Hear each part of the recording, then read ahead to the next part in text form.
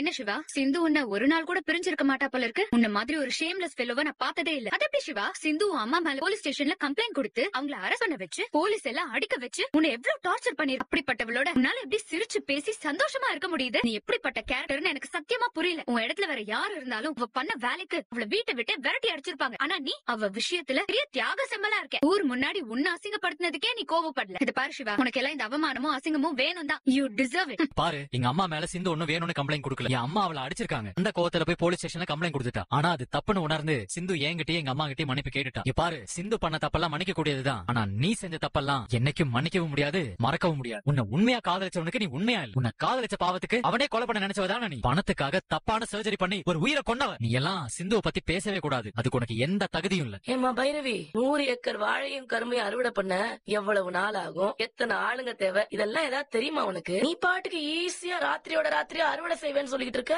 பைரவி, உனக்கு விவசாயத்தை பத்தி ஒன்னும் தெரியாது. எல்லாம் தெரிஞ்ச மாதிரி இங்க வந்து பேசிக்கிட்டு இருக்க. நான் வருஷமா ஆறுமுகம் விவசாயம் பண்ணிக்கிட்டு இருக்கான். ஆனா இப்பதான் ஆறுமுகத்துக்கு இந்த மாதிரி ஒரு சோதனை வந்திருக்கு. யாரால? நீ இந்த வீட்டு மருமகளா வந்த ராசிதான். அவ அதை நினைச்சு கஷ்டப்படுறா. அவளை நீ கிண்டல் பண்ணி பேசிட்டு இருக்கியா? நீங்க போங்க. பெருசா இவளுக்குதான் இந்த குடும்பத்து மேல அக்கறை இருக்கிற மாதிரியும் நமக்கெல்லாம் இல்லாத மாதிரியும் ரொம்ப தான் சீன் போட்டுக்கிட்டு